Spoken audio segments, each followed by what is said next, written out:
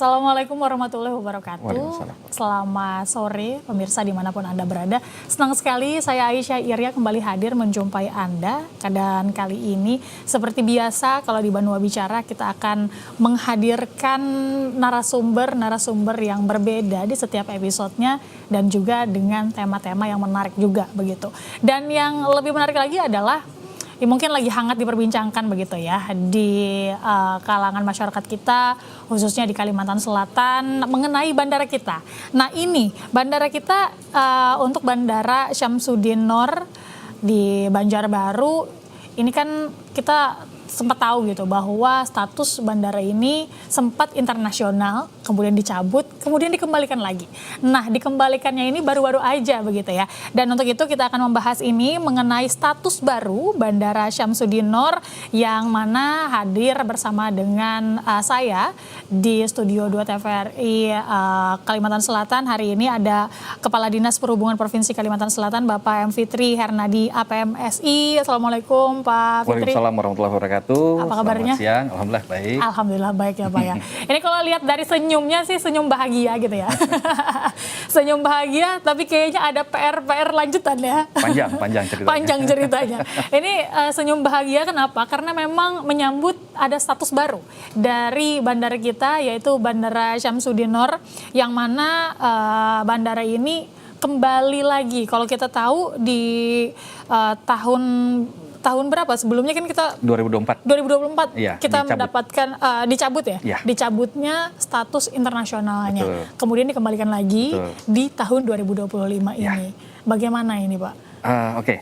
Sebenarnya ini merupakan sebuah cerita panjang ya. Jadi bagaimana kita di Kalimantan Selatan menginginkan jemaah umroh itu bisa langsung dari Banjarmasin, dari Banjarbaru, tidak harus direct lewat langsung berarti. Ya, tidak harus melalui Jakarta ke Surabaya. Dan alhamdulillah surat pertama yang disampaikan oleh Bapak Gubernur itu tahun 2023, kemudian di 2024 ternyata sampai dengan pasca pandemi COVID kita masih belum bisa. Nah, kemudian barulah kita berjuang kembali, lalu di 2024 akhir kita diberikan kesempatan untuk melaksanakan penerbangan umroh dan haji langsung dari Syamsuddin Nor. Dan alhamdulillah setelah itu memang banyak korespondensi, banyak rapat-rapat, kemudian kita dengan Angkasa Pura, dengan stakeholder penerbangan perhubungan udara kita juga sering berkomunikasi sehingga akhirnya keluarlah keputusan Menteri Perhubungan nomor 30 tahun 2025 di mana Kalimantan Selatan dan Kalimantan Barat bersama-sama kita mendapatkan kembali status internasional untuk bandaranya. Untuk bandaranya, berarti berbarengan kemarin begitu. Betul. Ini batch terakhir di periode ini. Ya. Oke, baik. Dan mungkin kita perlu bersyukur juga begitu ya. Kalau misalnya kita menarik ke belakang gitu ya, bahwa ternyata Bandara Syamsuddin Nor ini ditetapkan statusnya sebagai bandara internasional tuh sejak tahun 2019. Kemudian dicabutlah di 2024 gitu ya. Ramainya tuh gini, 2019 itu kan kita persiapan untuk penerbangan internasional. Ternyata 2020 awal COVID. Nah itu dia. COVID 2,5 tahun. Kemudian setelah itu kan kita berupaya untuk bangkit. Kemudian di tahun 2024 ternyata pemerintah pusat menyatakan bahwa 32 bandara udara internasional itu terlalu banyak. Sehingga akhirnya hanya 17 yang memiliki status internasional. Oke, baik. Jadi kita ini masih awal-awal saja nih kita membahasnya gitu ya, masih perubahan. Oh ternyata 2019 kita dapat, kemudian ada COVID, itu kan hal yang mungkin ya orang ibaratnya yang sudah punya bandara internasional saja susah begitu ya pada saat itu, apalagi kita yang baru begitu. Dan tentunya kalau di sini sudah hadir bersama dengan kita dari Dinas Perhubungan, kita juga akan hadirkan untuk Anda nantinya juga ada GM dari PT Angkasa Pura Indonesia Bandara Internasional Syamsuddin Nor. Dan untuk itu tetaplah bersama dengan kami di Banua Bicara.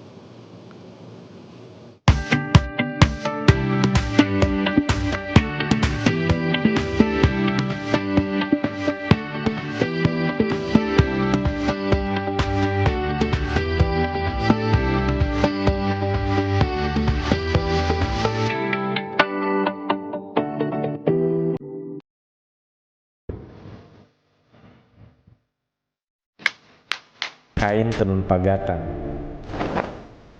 Lukisan indah dari jemari para pengrajin menyimpan cerita zaman dalam setiap benangnya. Setiap motif yang tercipta adalah bisikan sejarah, merangkai kebudayaan yang tak lekang oleh waktu. Keindahannya tak hanya terletak pada warnanya, tetapi pada jalinan makna yang mengalir dengan lembut di setiap helaian, menghubungkan masa lalu dan masa kini.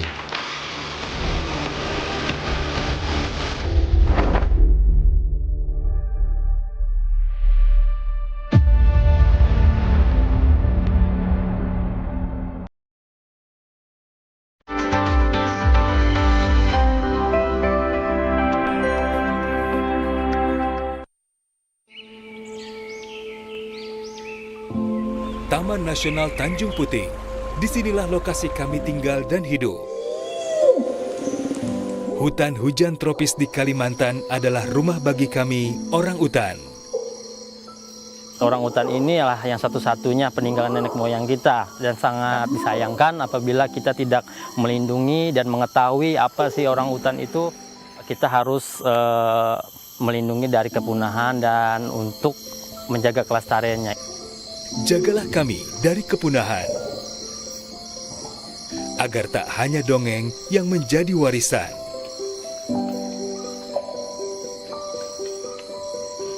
Kami juga memiliki hak hidup yang sama, seperti kalian, manusia. Pelihara hutan, selamatkan orang utan dari ancaman kepunahan.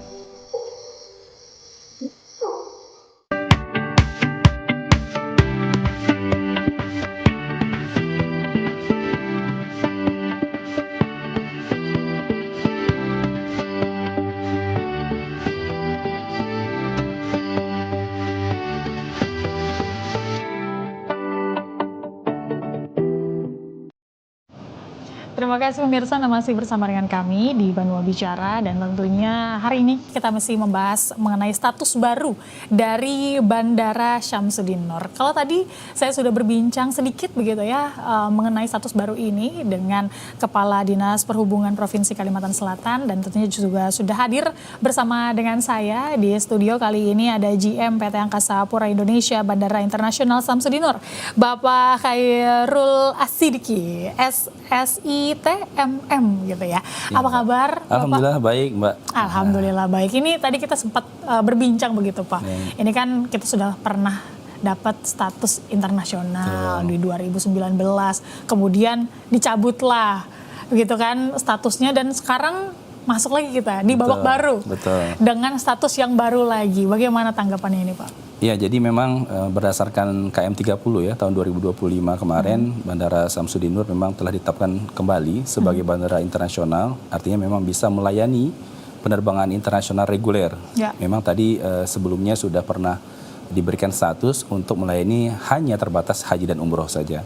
Jadi ketika memang status ini sudah diberikan, artinya kita tidak ada barrier lagi nih untuk melaksanakan penerbangan internasional. Jadi ini tadi merupakan juga rangkaian yang cukup panjang ya, yang memang kita peroleh, dan betul bahwa sebenarnya kerja kerasnya, PR-nya adalah setelah ini sebenarnya. Jadi setelah bukan hanya status baru ini betul, gitu ya. Setelah dapat status, karena memang secara historikal kan memang belum pernah menerbangi penerbangan internasional reguler. Ini mungkin sedikit berbeda dengan bandara-bandara lainnya yang di tahap fase pertama kemarin mendapatkan kembali status internasional, tetapi secara historikal mereka sudah pernah menerbangi internasional. Nah, untuk Syamsuddin Nur sendiri, Banjarmasin memang menjadi spesial dan harus butuh ekspor dan tentunya pasti support dari semua pihak lah untuk bisa ini bisa kita realisasikan penerbangan internasional dari bandara. Dan tentunya berarti karena tadi disampaikan bahwa ini berbeda dengan bandara yang lainnya yang sudah pernah terus dicabut terus dikembalikan lagi. Ini berbeda cerita dengan daerah-daerah lain. Betul. Dan tentunya kita juga menjadi sorotan. Berarti pastinya, begitu ya. Pastinya. Bagaimana PR kita selanjutnya gitu ya. Yang membedakan deh Pak, mungkin masyarakat juga tidak banyak tahu begitu, apa yang membedakan bandara kita sebelumnya dengan status yang baru ini. Ya.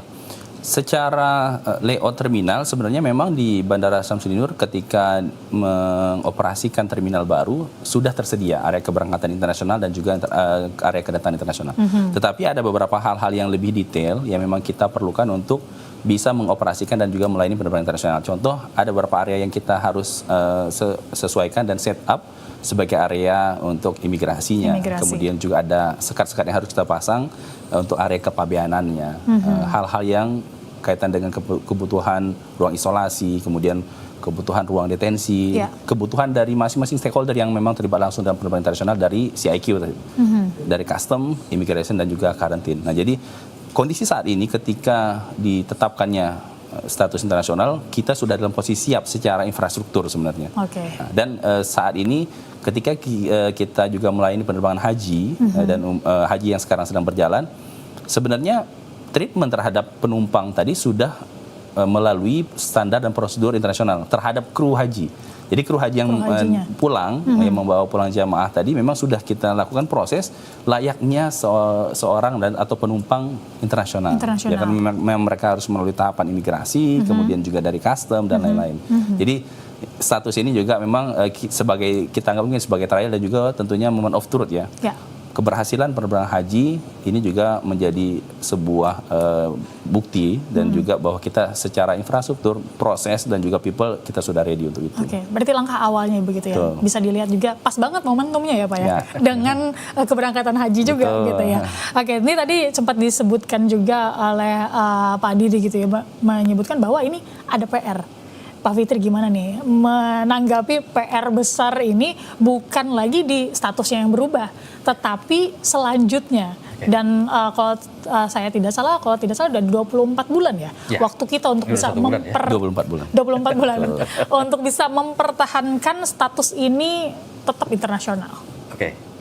Terima kasih. Artinya seluruh stakeholder yang mungkin akan menarik wisatawan, kemudian bagaimana maskapai ya, itu urusannya Pak GM, itu bisa sama-sama memulai di Kalimantan Selatan, bisa sama-sama bagaimana nanti orang Kalsel yang memang sering keluar negeri melalui Jakarta atau Surabaya, kemudian bisa pindah ke mana, Samsudin Nur, kemudian yang umroh haji juga menggunakan fasilitas yang ada langsung ke luar negeri, dan juga yang terpenting bagaimana nih pariwisata di Kalimantan Selatan dengan Geopark Meratus yang baru, kita dengan pariwisata, dengan UMKM, dengan masyarakat yang bisa menggerakkan agar orang tertarik untuk datang ke Kalimantan Selatan, atau mungkin tidak hanya Kalimantan Selatan, tetapi juga mungkin ke Kalteng ataupun sebagian Kaltim. Tapi lewat kita, lewat gitu Kalsel. Ya. Nah itu bukan tugas yang mudah ya, karena sekali lagi 24 bulan itu sebentar, dan kita jangan sampai lengah karena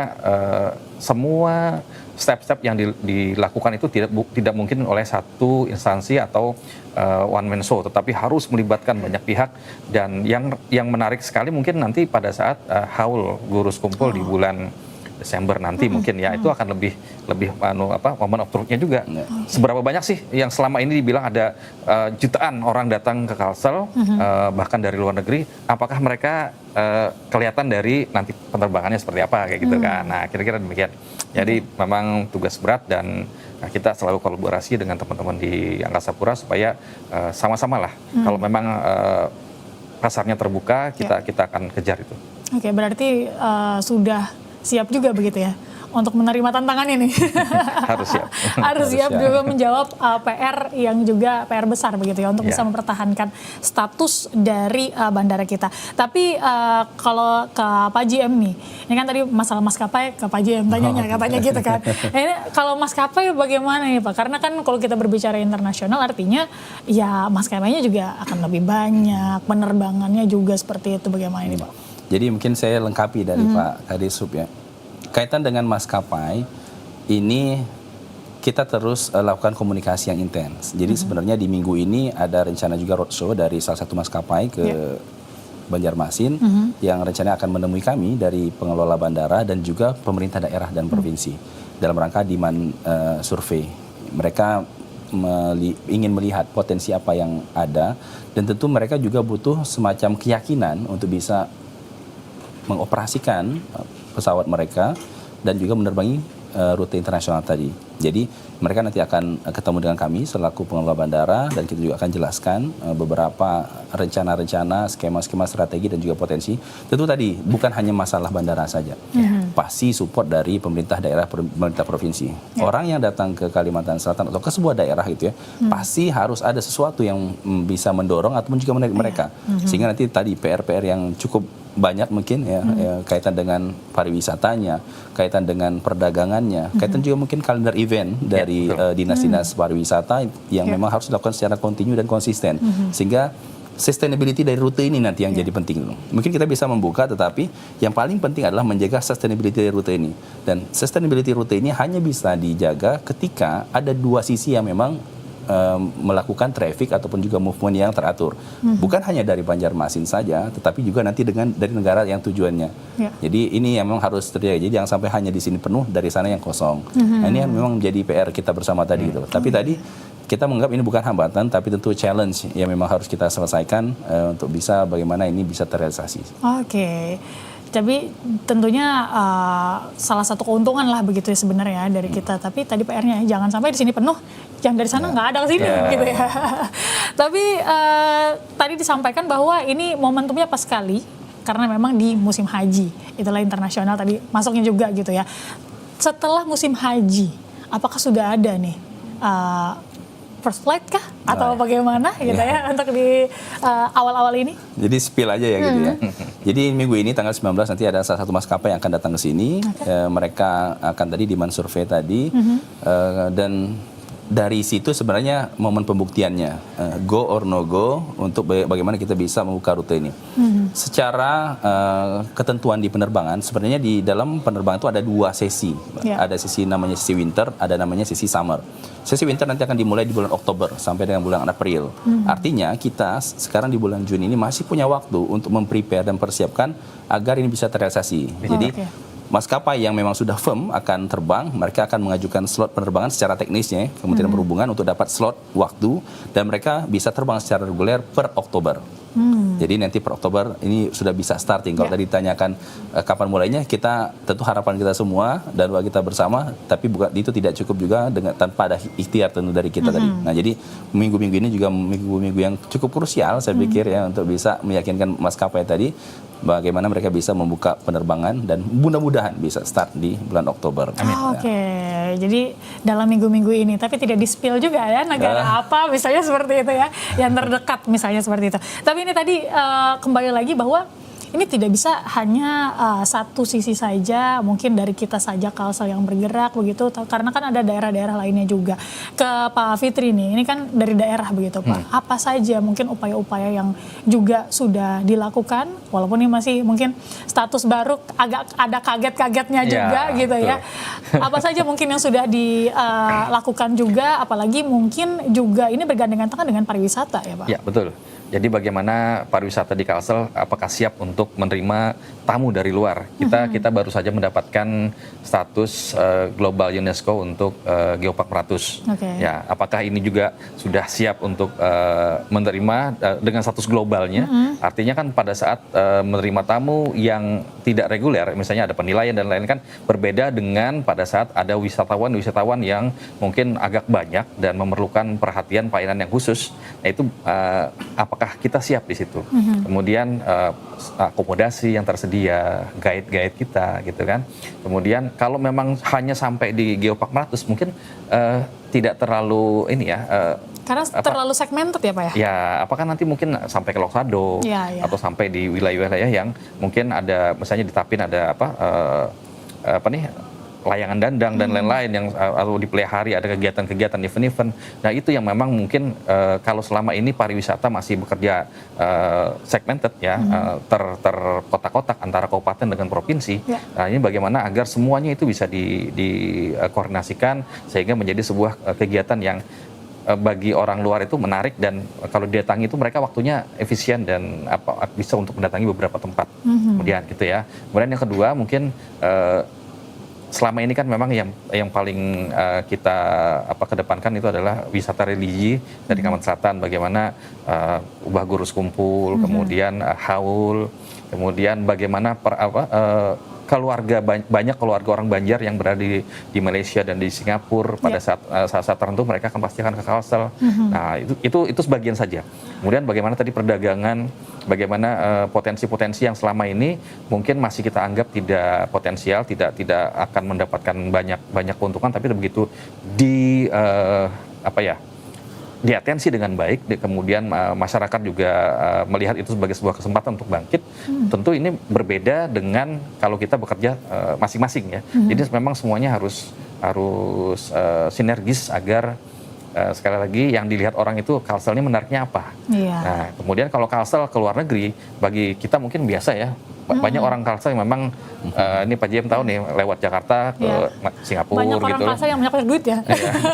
Makanya sering keliling dunia gitu. Jadi status internasional ini bagaimana untuk menguntungkan Kalsel. Bukan kita mengeluarkan uang untuk ke luar negeri dan lain. Ya. Dan yang terpenting mudah-mudahan bisa segera umroh langsung dari Banjarmasin langsung ke Tanah Suci gitu kan. Nah, itu yang sebenarnya mimpi kita pertama ya itu, dan kalau itu sudah terbuka, insya Allah penerbangan reguler lainnya bisa datang juga. Ya, karena banyak memang ya jamaah umroh kita ini. Ya, perhitungannya sekitar 60.000 per tahun. 60.000 per tahunnya. Ya. Cuma 2 bulan saja yang tidak ada pada saat musim haji. Iya, musim haji. Iya. Karena beda lagi kalau musim haji pada haji ya, gitu betul. ya. Oke, ini tadi menarik juga, berarti sudah juga berkoordinasi dengan pariwisata ya Pak ya? Iya. Kalender eventnya sih yang paling Sudah penting ada, gitu ya. Iya, sudah ada. Sekarang yang kita perlu simpulkan, udah menarik nggak bagi wisatawan, bagi orang luar untuk datang ke Kalsel, ya kan? Karena kalau bagi orang kita mungkin menarik, bagi orang luar negeri ada hal-hal yang mungkin perlu kita antisipasi, ada hal-hal yang perlu kita atensi. Ternyata ini biasa aja bagi orang luar. Menariknya, sisi uniknya itu yang harus ditampilkan. Gitu. Karena kadang kalau orang-orang luar lebih suka yang otentik gitu ya, betul. Yang budaya, mereka lebih suka untuk juga bisa lebih tertarik begitu ya. Makanya mungkin salah satu yang sedang gencar diupayakan adalah Global Geopark UNESCO kan ya, Geopark 400. Dan mudah-mudahan ini menjadi salah satu tujuan wisata yang mengglobal lah. Tapi tentunya keuntungan-keuntungan apa saja sih sebenarnya yang kita dapatkan sebenarnya ketika status ini berubah, kemudian juga kita dapat mempertahankannya dan sampai seterusnya lah begitu. Oke, berarti ini kan if ya kan? Masih. Artinya kalau penerbangan internasional terbuka itu banyak kesempatan yang luar biasa untuk diraih oleh masyarakat di Kalsel.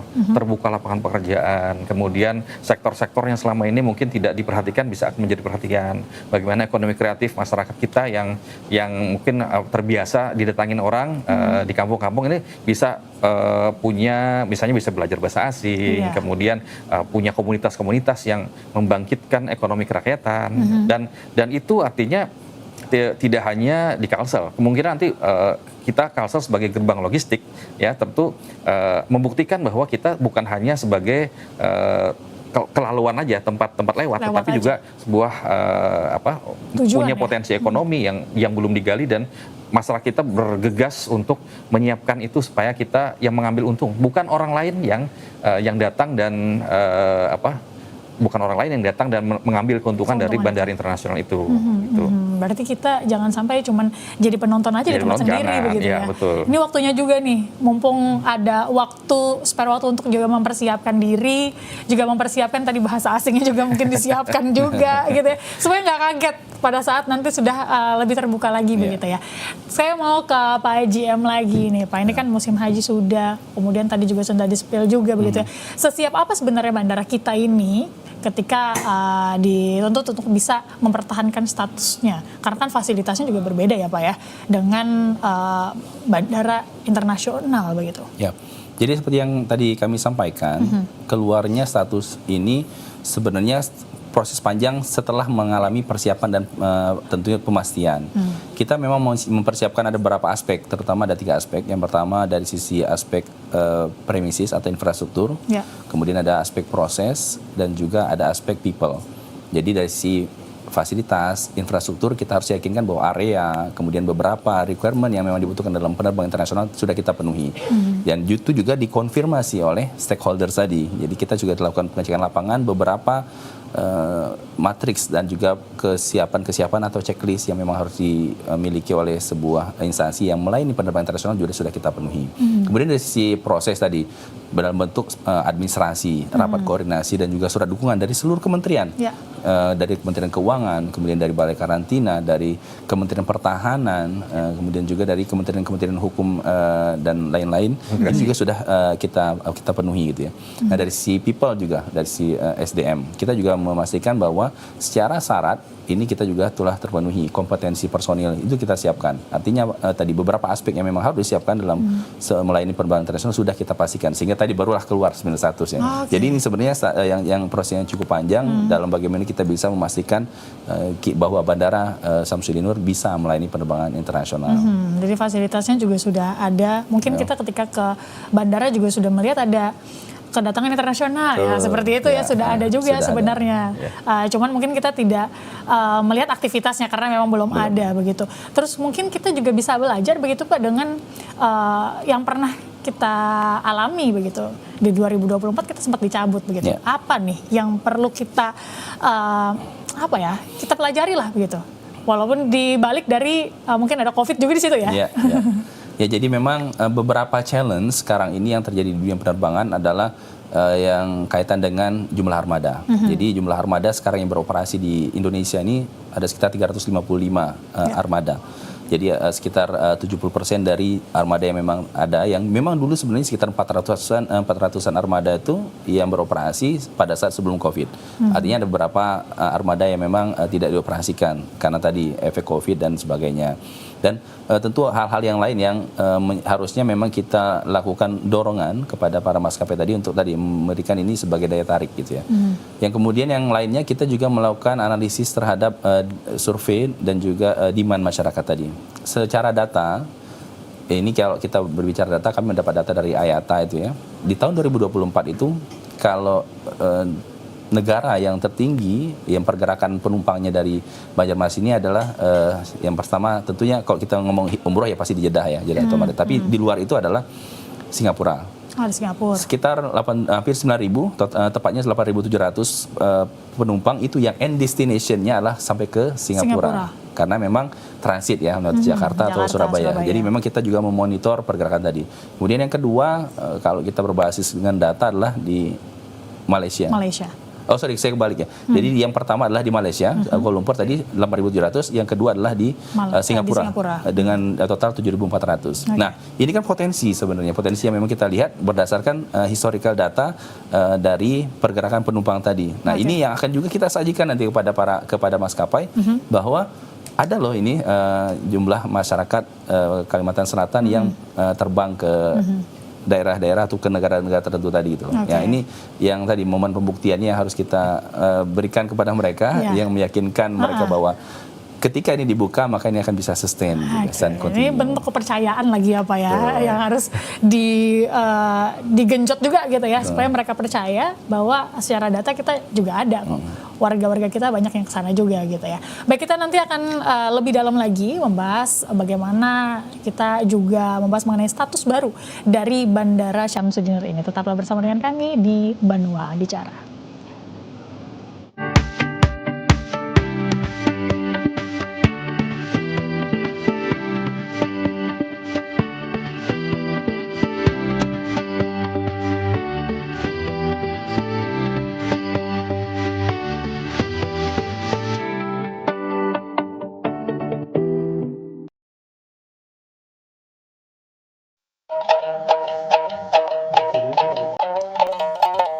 Selamat datang di Kalimantan nan kaya.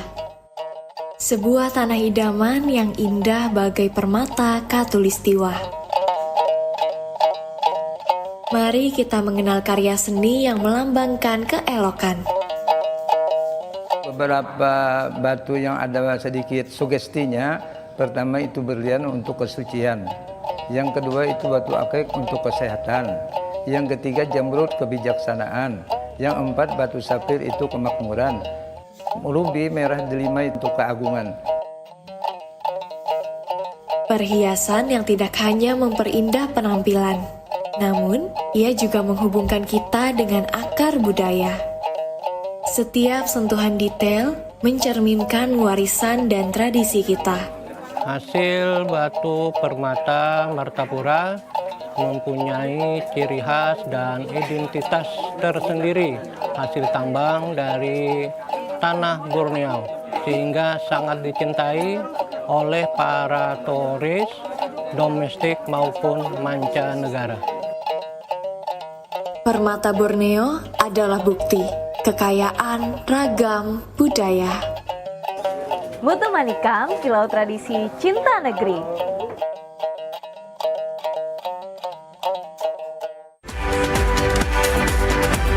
Kalimantan Selatan hari ini kembali hadir menjumpai Anda. Dalam kunjungan kerja ini, Menteri Yandri Susanto juga memantau kantor pemerintah Desa Indrasari, yakni tempat tinggal luluh lantak hingga 100% dan bangunan kios yang nyaris hangus terbakar. Selain itu, para peserta juga akan mengunjungi beberapa tempat objek wisata dengan RPJMD Provinsi. Kegiatan bakti sosial yang menyasar ibu hamil dan balita. Banyak berlobang dan besi pengait talinya juga sudah terlepas. Mulai dari hiburan pertunjukan panggung kesenian lokal, Karnaval Budaya Kalimantan Selatan tahun 2025 yang digelar di Banjarmasin.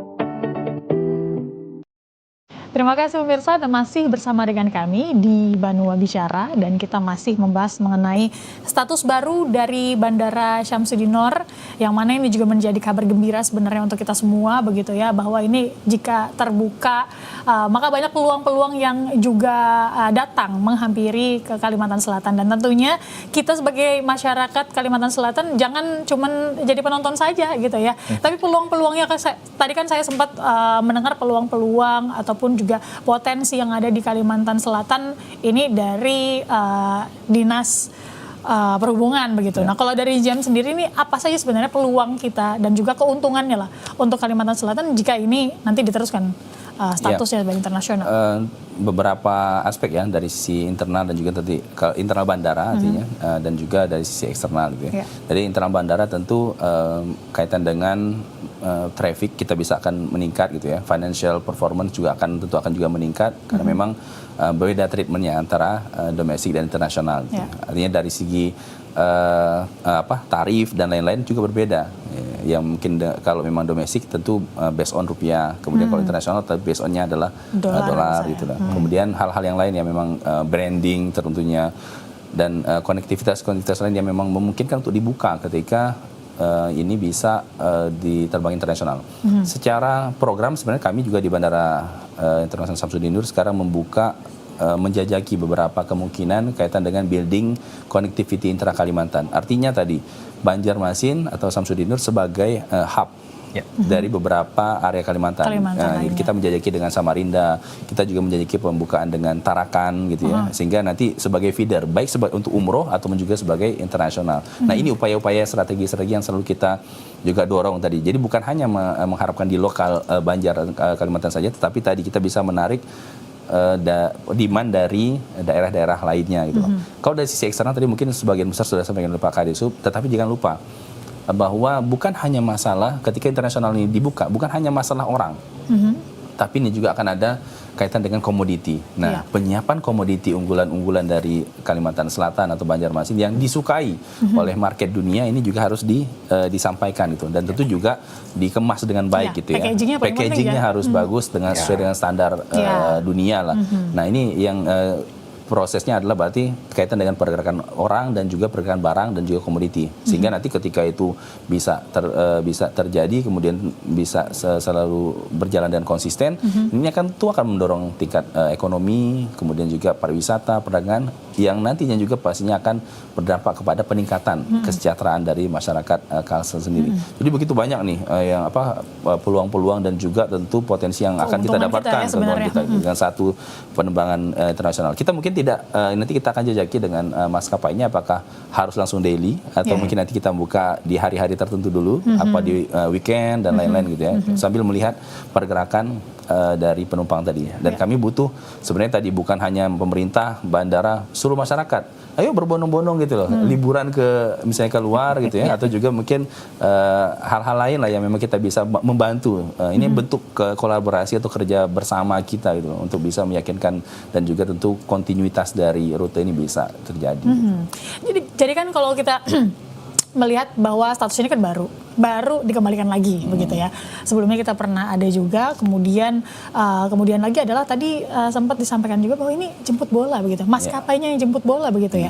Atau sebenarnya dari pihak JM sendiri apakah juga sudah melakukan komunikasi kepada para maskapai untuk memberikan keyakinan lagi begitu kepada maskapai ini bahwa kita punya potensi bandara yang luar biasa juga internasional begitu. Ya. Jadi memang ini bukan hanya dari maskapai ya, kita juga proaktif dalam berkomunikasi dengan maskapai tadi gitu ya.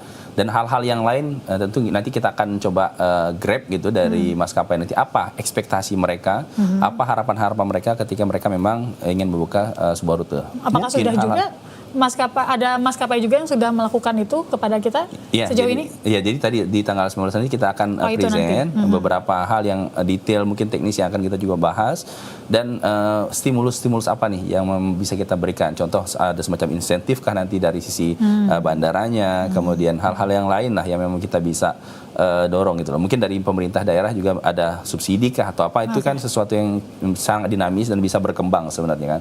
Jadi hal-hal itu yang memang kita coba tawarkan kepada mereka. Kita lagi berusaha nih merayu lah, dan merayu mereka untuk bisa terbang sini, dan tapi tadi ada hal-hal yang akan menjadi challenge kepada kita, dan tentu kita juga akan coba penuhi itu untuk bagaimana ini bisa terrealisasi gitu. Karena mereka datang tentunya juga dengan tadi ya ada ekspektasi mereka begitu ya. Apakah bisa memenuhi standar dari mereka begitu ya, sehingga mereka juga yakin dan juga percaya bisa memberikan penerbangan di sini juga gitu ya. Kalau dari daerah sendiri nih Pak, bagaimana nih Pak? Jemput bolanya juga tadi katanya. Masyarakat kita terbiasa menggunakan misalnya nih kalau mau ke luar negeri lewat Jakarta, gitu kan? Pada saat orang Kalsel misalnya mendapatkan kesempatan langsung luar negeri, tentu hatinya berbunga ya. Tapi untuk melihat bahwa itu sebuah kesempatan, memang waktunya agak panjang. Coba kita lihat Trans Banjarbakula, itu 2 tahun gratis. Baru kita lihat sekarang animo masyarakat yang luar biasa menggunakan Trans Banjarbakula, kan bis Tayo kan. Nah, pada saat ini juga kita lihat DNA-nya masyarakat Kalsel, terutama di hulu sungai, contoh yang dari Amuntai, itu kan pengusaha yang menguasai tempat-tempat di Kaltim, di Kalteng, di mana Riau, di Singapura sebagian ya. Artinya ini sebenarnya membiasakan masyarakat untuk melihat bahwa ini sebuah kesempatan besar. Jangan hanya berusaha di wilayah-wilayah yang selama ini menjadi tempat mereka untuk berkembang. Keluarlah dari zona nyaman ya kan. Siapa tahu nanti ada orang Amuntai punya toko misalnya di Eropa gitu kan ya. Agak panjang ya. Nah, jadi ini juga perlu keyakinan juga, sehingga masyarakat yang memang para pejuang ekonomi yang biasanya suka merantau, teman-teman kita di hulu sungai itu agar menggunakan kesempatan ini juga untuk berkiprah, tidak hanya di Indonesia, tetapi juga mungkin nanti ke regional, ke daerah-daerah negara-negara tetangga, dan itu nggak mustahil, ya, karena memang ditemukan kan di daerah di atas di mana Kucing, kemudian itu kan banyak tuh orang Banjar tuh, kemudian di Semenanjung, ya. Nah, dan ini juga tidak hanya melihat bahwa orang Kalsel kalau berusaha mungkin hanya untuk mencukupi diri sendiri, tapi bagaimana mereka juga mulai untuk memperbaiki kualitas dan kuantitas sehingga bisa menjadi produk yang bisa diekspor. Nah, jadi ini bagaimana UMKM-nya, bagaimana koperasi, kemudian perindustrian di Kalsel itu bisa membantu saling menyuplai, saling mendukung supaya bandara internasional ini betul-betul menjadi sebuah rahmat bagi Kalsel. Jadi sekali lagi bukan hanya jadi penonton saja nantinya kita di sini begitu ya. Dan tadi juga disebutkan based on data Malaysia yang pertama, kemudian ke Singapura gitu ya. Mungkin kalau Singapura kayaknya jalan-jalan ya. Kebanyakannya mungkin ya jalan-jalan. Karena belanja juga mungkin gitu. Nah kalau Malaysia kayaknya kebanyakan warga kita banyak yang di sana, keluarganya juga begitu ya Pak? Iya. Dan ini mesti hype-nya nanti terasa nih pada saat awal dibuka pasti terasa hype-nya. Bagaimana orang-orang kita yang kalau harus transit di Jakarta ini tiba-tiba bisa langsung ke Banjar. Luar biasa mungkin. Insya Allah. Mudah-mudahan ini hype-nya lama gitu ya. Karena orang Banjar kan pasti kangen dengan soto Banjar, ke tempat kandangan dan lain-lain. Nah, termasuk juga misalnya nih wilayah-wilayah yang selama ini menjadi tanah air lah bagi keluarga kita yang ada di luar negeri itu adalah di hulu sungai kan, yang banyaknya di situ. Nah itu bagaimana infrastrukturnya membuat mereka merasa deket kok dari bandara mau ke Amuntai deket, ke Balangan deket. Nah itu yang harus pemerintah daerah juga untuk menjamin bahwa mereka menikmati saat-saat mereka ada di Kalimantan Selatan. Jadi karena kalau kita berbicara perjalanan biasanya gitu ya selalu terkendala transportasi gitu ya, bahwa kayak males harus transit dulu gitu ya. Jadi kita akhirnya dengan adanya terbuka internasional ini kan memudahkan juga begitu ya. Tapi tadi dari Dinas Perhubungan sendiri bagaimana nih Pak mempersiapkan itu semua sekali lagi gitu ya, bahwa apakah juga sudah diberikan sosialisasi? Tadi disampaikan bahwa Banjar Bakula aja pada saat di awal perlu digratiskan dulu. Betul. Apakah ini nanti akan ada penerbangan gratis juga? Tadi seperti dikatakan Pak JM kan harus ada insentif yang membuat maskapai itu merasa ini worth nih buat kami perjuangkan, buat kami terbangi. Nah itu mungkin tidak hanya dari pemerintah daerah, tetapi juga bagaimana kita ya, misalnya tadi ada pajak atau apa ya mungkin ya stimulus ya. Nah kan ada subsidi dari pemerintah daerah, misalnya penerbangan kesekian nanti ada harganya ditekan serendah mungkin seperti itu ya. Kemudian contoh nanti bagaimana ramai-ramai orang dari Kalsel dibiayai oleh beberapa haji gitu kan, berangkat kemana gitu. Sekalian sama sangunya Pak.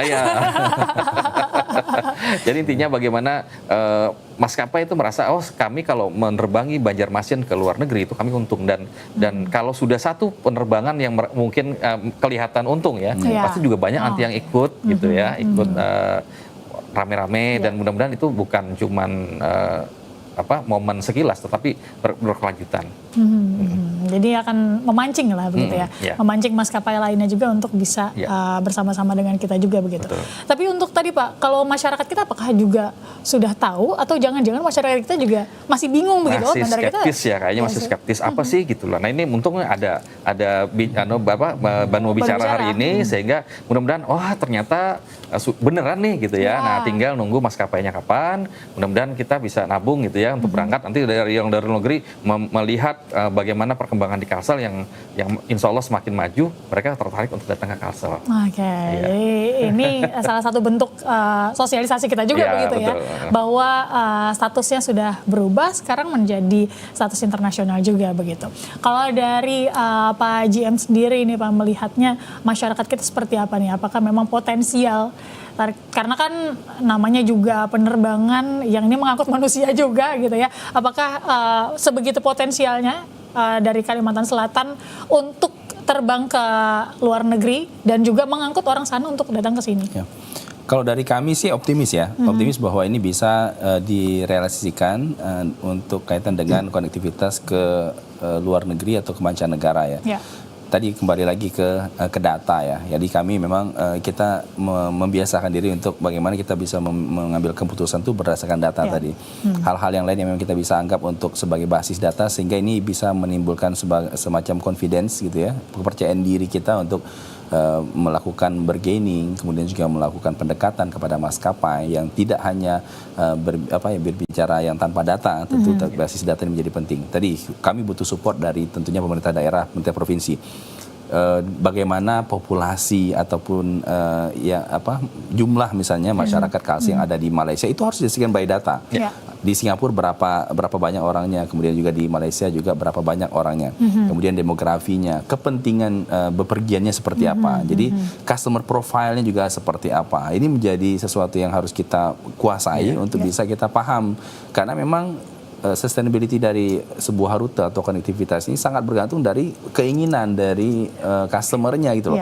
Apa sih ekspektasi mereka, needs-nya apa, dan itu yang harus kita follow up gitu untuk kita bisa penuhi tadi. Jadi ini yang menjadi sebuah sebenarnya never ending proses ya, karena tentu ekspektasi dari masyarakat tadi terlalu meningkat, selalu berubah gitu ya. Ketika datang kalau harus sudah tercapai yang ini naikin lagi gitu ya. Jadi misal datang apa nih yang ditawarkan kalender event dari 1 tahun di bulan Januari harus apa yang akan di visit gitu ya. Kemudian juga Februari dan seterusnya gitu loh. Nah, ini menjadi sesuatu yang harus serius gitu, kita harus serius. Karena tadi seperti disampaikan, kita punya waktu 24 bulan untuk bisa memastikan bahwa ini bisa terbang, dan tentu sustainability ini yang harus kita jaga dari dua sisi tadi gitu. Nah, dan beberapa upaya yang kita coba lakukan tadi adalah menarik dari beberapa daerah untuk menjadikan Banjarmasin sebagai hub untuk bisa ke luar negerinya. Jadi tentu kita tapi tetap optimis dengan jumlah dan juga dengan habits tadi beberapa yang sudah disampaikan, khasnya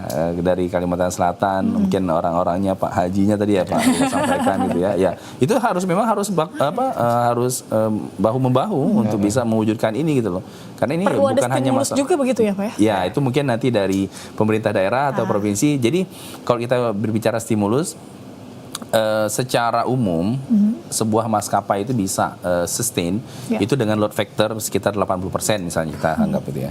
Load factor itu adalah tingkat keterisian penumpang di sebuah pesawat. Artinya kalau dari kapasitas misalnya kita ambil contoh Airbus 320 dengan total kapasitas 180 penumpang, berarti kurang lebih sekitar 144 yang harus terisinya. Sehingga tadi jadi mungkin kalau kurang dari itu tadi mungkin bisa disupport oleh pemerintah daerah atau pemerintah provinsi untuk memastikan bahwa secara kapasitas ini tersedia, sehingga mereka tentu butuh cost recovery. Mereka adalah entitas bisnis yang juga tentu mempertimbangkan dari keuntungan komersial yang mereka peroleh dari itu. Nah, itu yang kita coba tangkap dengan maskapai tadi, dan tentu itu merupakan kebijakan dari pemerintah daerah, pemerintah provinsi untuk menentukan itu ya. Jadi ini memang kita kerjakan bagian kita masing-masing tadi gitu ya, untuk bisa bagaimana ini seluruh elemen masyarakat tadi dengan perannya masing-masing tadi memang bisa memberikan best effort untuk bagaimana ini bisa terrealisasi. Sesuai dengan partnya masing-masing bekerja di situ, tapi tetap jangan bekerja yang benar-benar masing-masing satu jalur, kolaborasinya juga penting begitu ya. Baik, karena ini kan Kalimantan Selatan bukan satu-satunya daerah yang mendapatkan status internasional. Mungkin kita bisa belajar dari daerah lain, misalnya begitu Pak. Daerah mana nih yang kira-kira juga punya potensi yang sama dengan kita dan kita bisa belajar untuk dapat mempertahankan statusnya, Pak? Ya, contohnya misalnya mungkin Palembang ya. Jadi saya kebetulan dulu pernah berdinas di Palembang juga selama 10 tahun, dan juga tahu tipikalnya bagaimana upaya maksimal dari pemerintah daerahnya, kemudian bagaimana juga mereka membuat kalau kita lihat di Palembang waktu itu, kita contoh kasus misalnya mereka membuat semacam karena sport tourism. Jadi karena memang tidak ada destinasi wisata secara alam, jadi di shifting oleh pemerintahnya menjadi sport tourism. Artinya orang datang ke Palembang adalah untuk dengan venue Jakabaring yang mereka miliki, dengan beberapa olahraga dan lain, sehingga beberapa event yang termasuk Asian Games pernah dilaksanakan di sana, kemudian hal-hal yang lain yang memang juga dilaksanakan di sana. Nah, kita juga harus berpikir yang sama itu, tapi tentu dengan potensi yang kita miliki tadi. Apa yang menjadi keunggulan, strength kita ini apa di Kalimantan Selatan tadi, untuk tadi bisa menjaga hal tersebut gitu loh. Nah, ini yang kita tidak bisa hanya menunggu saja, tetapi kita harus men-create sebuah value tadi. Jadi value creation tadi harus muncul di Kalimantan Selatan ini menjadi program unggulan dari Kalimantan Selatan yang kan kita bisa sampaikan nih. ke masyarakat, ke orang luar tentunya, luar negeri, sehingga mereka tentu tertarik untuk ke Kalimantan Selatan. Jadi hal-hal yang tadi yang kalau kita berbicara masalah pelajaran yang bisa diambil, salah satu contohnya adalah itu gitu. Jadi memperkuat strength yang kita miliki tadi, kemudian juga tentu mengoptimalkan opportunity yang memang juga kita miliki di sini untuk bisa kita optimalkan gitu. Karena ini bicara bisnis sekali lagi gitu ya. Harus ada keuntungan. Pastinya. Tidak ada yang pengen rugi di sini gitu ya. Oke, ini tadi berbicara Pak Fitri. Ini Pak Fitri jadi kayak agak ketar-ketir jadi ya. Banyak sekali PR-nya gitu ya. Tapi tentunya dengan semua elemen yang ada di Kalimantan Selatan bergerak semua harusnya bisa sih apa ya. Insya Allah. Kami yakin dan kami optimis ya Pak JM, Pak Gubernur, Pak Wakil Gubernur, yang jelas pertama ini adalah janji kampanye politik beliau dan sudah terlaksana satu. Tetapi kita juga akan nanti tadi sport tourism, kita akan membangun stadion internasional. Kemudian bagaimana smart tourism juga akan kita bangun di Kalimantan Selatan dengan Dinas Pariwisata, dan itu mudah-mudahan akan terwujud dalam waktu segera bersamaan dengan terbangnya maskapai yang internasional dari dan ke luar negeri di Banjarmasin, di Samosir Dinner. Mudah-mudahan bisa kita support bersama. Bisa kita support bersama, karena tadi disampaikan bahwa ini tidak bisa kita menunggu saja, tapi benar-benar di-create ya Pak ya. Betul. Diolah begitu ya. Betul. Bahwa kita punya potensi ini, dan bukan cuman sekedar kita punya, tapi memang perlu dipublikasikan. Disampaikan begitu ya. Supaya orang juga kepengen lah, punya keinginan untuk bisa datang ke Kalimantan Selatan begitu. Dan tentunya juga dari daerah sendiri begitu Pak, kira-kira potensi yang paling besar sebenarnya ini apa yang mungkin kita di-spill dulu lah dikit-dikit gitu ya, supaya mungkin orang-orang di luar sana juga melihat bahwa ternyata tertarik juga ke Kalimantan Selatan. Oke, misalnya gini ya, budaya misalnya ya, bagaimana kalau tidak hanya di Kalsel ya, ada misalnya Bekantan, kemudian budaya Banjar, budaya Dayak ya, yang ada di Kalsel. Tapi kita orang-orang dari Kalteng kan bisa tuh, kalau mau ke Tanjung Puting misalnya kan lewat Kalsel. Nah itulah. Kemudian yang ke atas, ke wilayah di atas di Balangan, di Tabalong, kemudian bisa geser ke Barito Selatan, kemudian ke Pasar Panas yang kemarin didatangin oleh Bapak Wapres. Itu misalnya kalau dari luar negeri langsung kan bisa lewat Kalsel. Nggak perlu lagi harus transit ke Jakarta atau Surabaya.